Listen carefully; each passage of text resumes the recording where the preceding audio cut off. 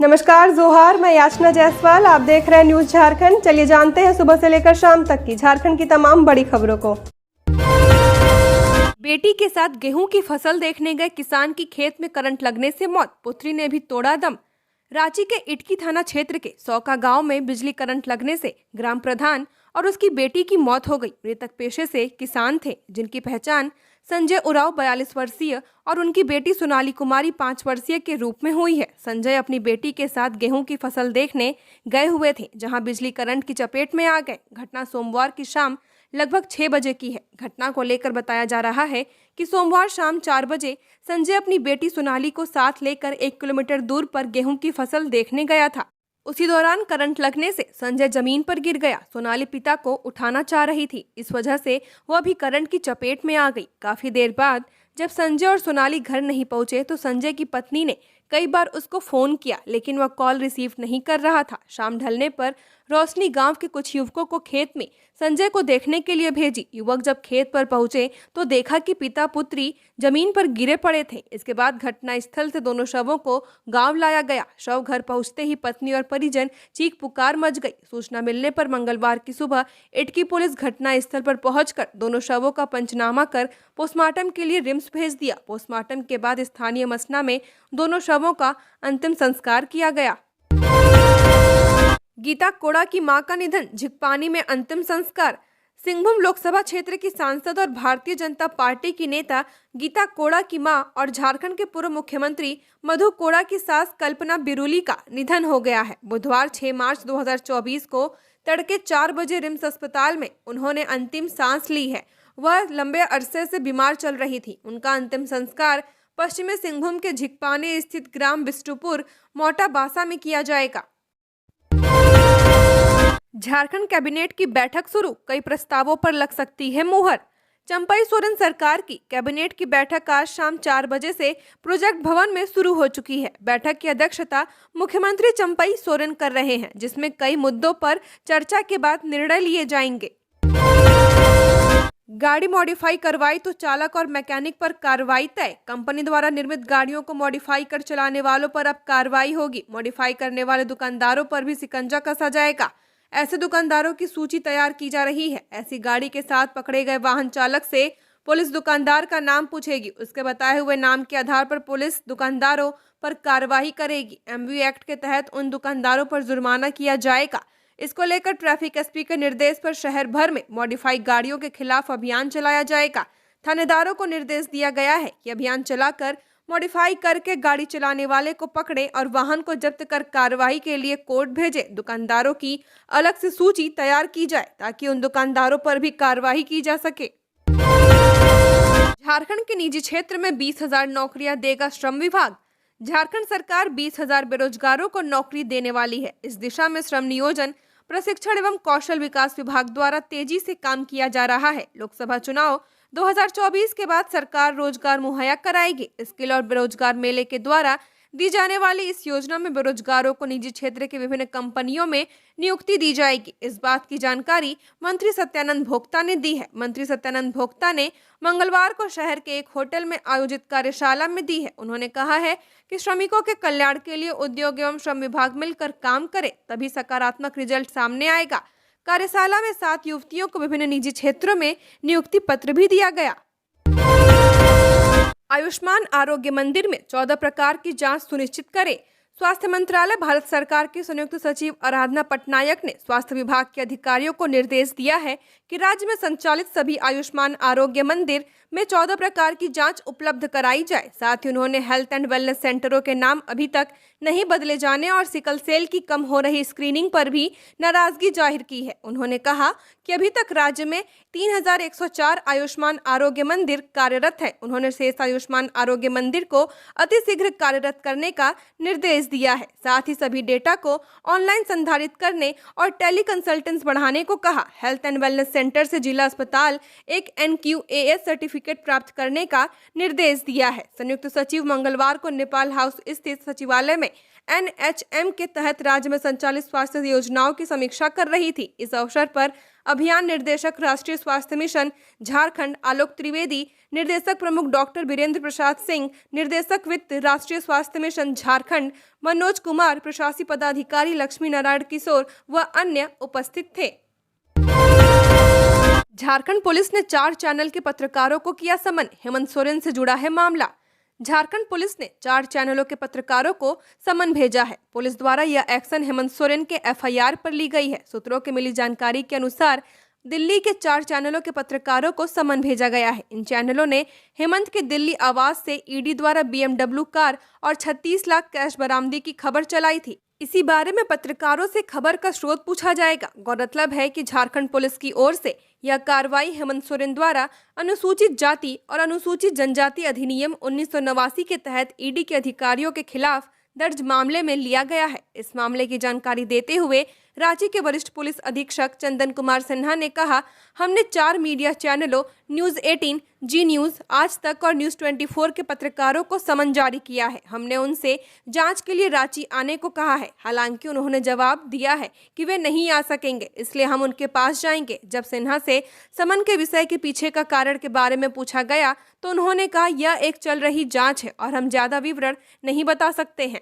खबरों में आगे बढ़ने से पहले अगर आपने अभी तक इस चैनल को सब्सक्राइब नहीं किया है तो सब्सक्राइब कर लें, जिससे आपको झारखंड की हर छोटी बड़ी खबर के अपडेट मिलते रहें। तो चलिए बढ़ते हैं खबरों की ओर। झारखंड में अगले 5 दिन बारिश के आसार नहीं। प्रदेश के कई जिलों में तेज धूप से बढ़ा पारा। अगले 2 दिन में बढ़ेगा तापमान। राजधानी रांची समेत राज्य में अगले 5 दिनों तक मौसम साफ रहने और शुष्क रहने का अनुमान है। इस दौरान तापमान में विशेष उतार चढ़ाव की संभावना नहीं है। अधिकतम तापमान 28 से 32 डिग्री तक रहने की संभावना व्यक्त की गई है। मौसम विभाग के अनुसार पिछले दिनों आया पश्चिमी विक्षोभ पूरी तरह कमजोर होकर खत्म हो चुका है। विभाग के अनुसार राज्य में इसके प्रभाव से कहीं कहीं बारिश हुई है। सबसे अधिक बारिश धनबाद के पुटकी में 26.4 मिलीमीटर दर्ज की गई है। रामगढ़ में 13.2 मिलीमीटर, कोडरमा में 11.2, सिमडेगा में 10.6, खुंटी में 10, बोकारो में 6.2 और सरायकेला में 4.2 मिलीमीटर के साथ कुछ अन्य जगहों पर हल्की बारिश हुई है। राज्य के विभिन्न हिस्सों में लगातार 3 दिन बारिश होने की वजह से तापमान में गिरावट आई है। रांची का अधिकतम तापमान 27.4 डिग्री सेल्सियस रहा। अगले 4 दिनों में इसमें 1 से 2 डिग्री की वृद्धि होने का अनुमान है, जबकि राज्य के अधिकांश हिस्सों में न्यूनतम तापमान 15 से 18 डिग्री के करीब रहा। रांची समेत झारखंड में अगले 5 दिनों तक मौसम साफ रहने का अनुमान है। राज्य के ऊपर बने बादल छट गए हैं। पश्चिमी विक्षोभ का प्रभाव खत्म हो चुका है। 5 दिनों में रांची समेत झारखंड के तापमान में अधिक बदलाव होने की संभावना नहीं है। ईडी के समन की अवहेलना मामले में हेमंत सोरेन पर चलेगा मुकदमा। 3 अप्रैल को होगी सुनवाई। झारखंड के तत्कालीन मुख्यमंत्री हेमंत सोरेन की ओर से समन की अवहेलना मामले में प्रवर्तन निर्देशालय के शिकायतवाद पर सीजेएम कोर्ट ने आईपीसी की धारा 174 के तहत संज्ञान लिया।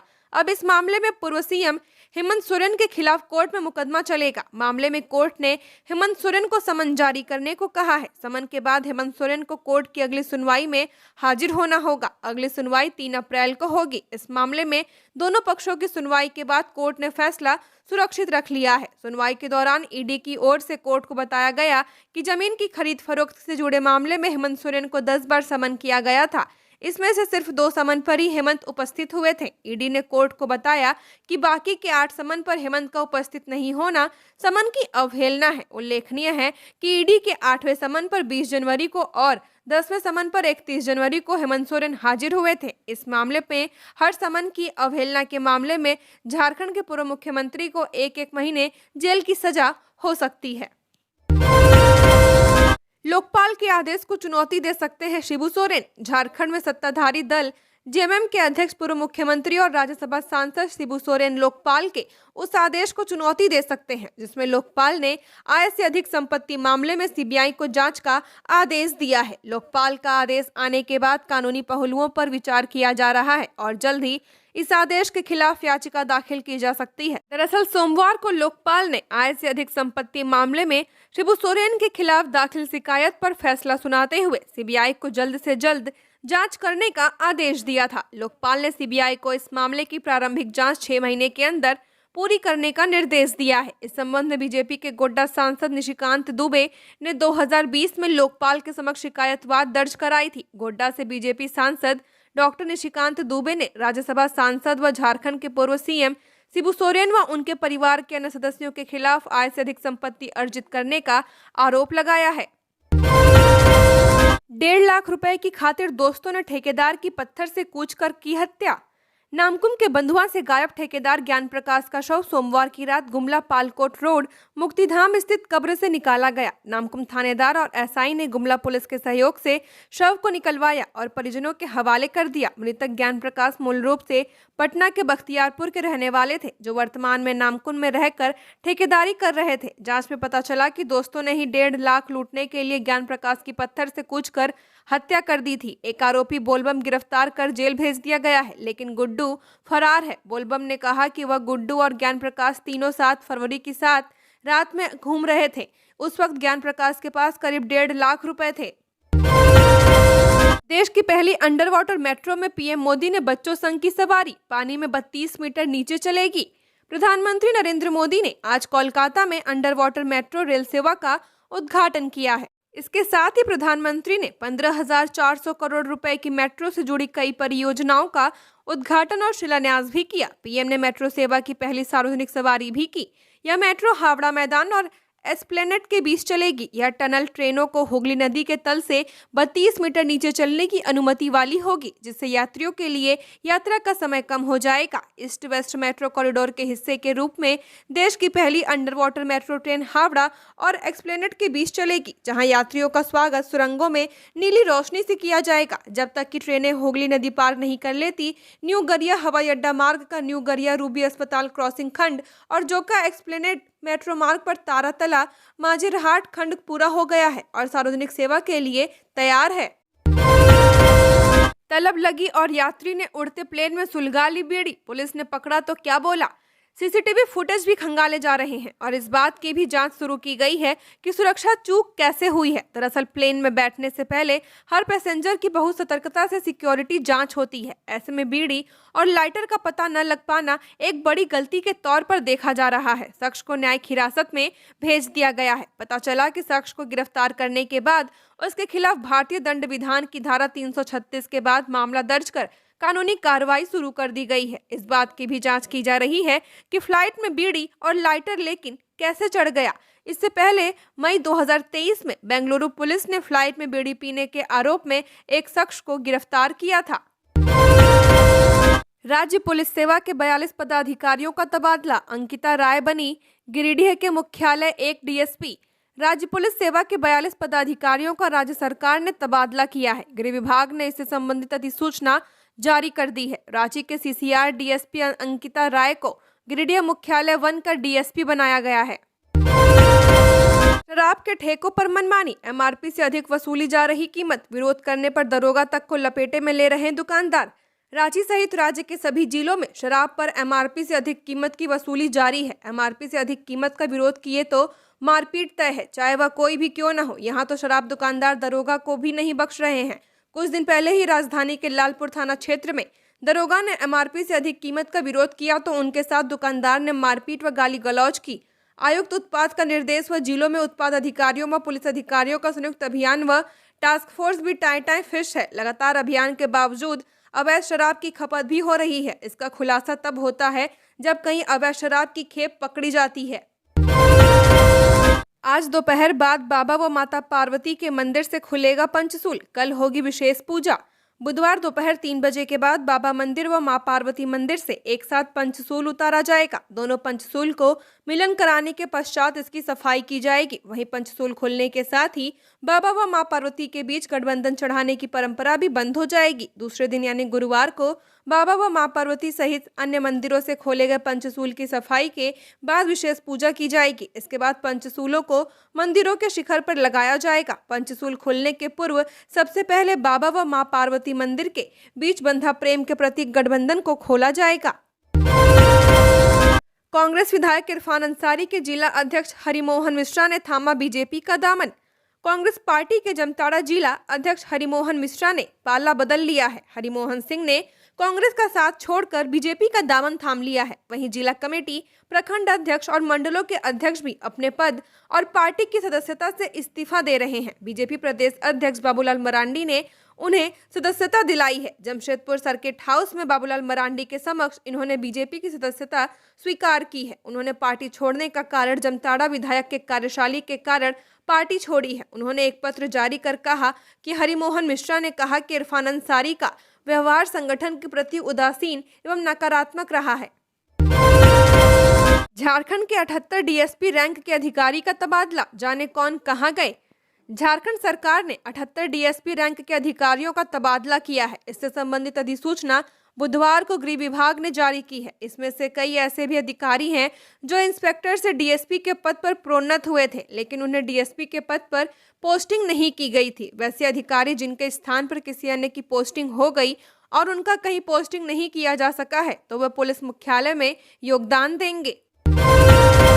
बालू लदे ट्रैक्टर ने बाइक सवार को मारी टक्कर, अवैध बालू खनन कर ला रहा था। हादसे में ट्रैक्टर भी पलटा, बाइक सवार और ट्रैक्टर चालक की मौत। पश्चिमी सिंहभूम चक्रधरपुर सोनुआ मुख्य सड़क में बीती रात को एक तेज रफ्तार अवैध बालू लदा ट्रैक्टर एक बाइक को रौंदते हुए सड़क किनारे खेत की ओर पलट गया। घटना में बाइक सवार एक युवक और ट्रैक्टर ड्राइवर की मौत हो गई। पश्चिमी सिंहभूम चक्रधरपुर सोनुआ मुख्य सड़क में बीती रात को एक तेज रफ्तार अवैध बालू लदा ट्रैक्टर एक बाइक को रौंदते हुए सड़क किनारे खेत की ओर पलट गया। घटना में बाइक सवार एक युवक और ट्रैक्टर ड्राइवर की मौत हो गई। घटना के बाद पुलिस ने घटना स्थल पर पहुंचकर दोनों शव को बरामद कर लिया। इसके साथ ही पुलिस ने ट्रैक्टर को भी जब्त कर लिया है। मृतक बाइक सवार की पहचान गोइलकेरा थाना क्षेत्र के रुमकुट गांव के मानसिंह सिरका के पुत्र बिरनोट सिरका के रूप में हुई है, जबकि मृतक ट्रैक्टर ड्राइवर की पहचान हाड़ीमारा गांव के माथड़ा बांकीरा के रूप में हुई है। महाशिवरात्रि में शिव बारात में आकर्षण का केंद्र होगी तंबाकासुर की आकर्षक झांकी। महाशिवरात्रि के अवसर पर शिव बारात को लेकर शिवरात्रि महोत्सव समिति के द्वारा जोर के साथ तैयारी की जा रही है। महाशिवरात्रि के दिन शाम 7 बजे केकेएन स्टेडियम से भव्य शिव बारात निकाली जाएगी। शिव बारात की झांकी को कलाकारों के द्वारा अंतिम रूप दिया जा रहा है। सभी कलाकार दिन रात शिव बारात की झांकी को तैयार करने में लगे हुए हैं। इस बार शिव बारात का मुख्य आकर्षण तंबाकासुर होगा, जिससे यह दर्शाया जाएगा कि तंबाकू को सेवन से किस प्रकार हानि होती है। इस थीम पर तंबाकासुर बारात का मुख्य आकर्षण होगा। इसी के साथ ही भूत बेताल, डाकिन किचन सहित अन्य झांकियां बारात में शामिल होंगी। शिव बारात को लेकर पूरे शहर को दुल्हन की तरह सजाया जा रहा है। जगह जगह तोरण द्वार लगाया जा रहा है। चंदन नगर की आकर्षक विद्युत सज्जा से शहर को सजाया जा रहा है। शिव बारात के दिन होने वाले भीड़ को लेकर जिला प्रशासन के द्वारा भी व्यापक स्तर पर तैयारी की जा रही है, ताकि किसी प्रकार की परेशानी न हो। झारखंड की और खबरों के लिए बने रहिए हमारे साथ। हमारे चैनल न्यूज झारखंड पर चैनल को सब्सक्राइब करें, साथ बेल आइकन को प्रेस करें। नमस्कार।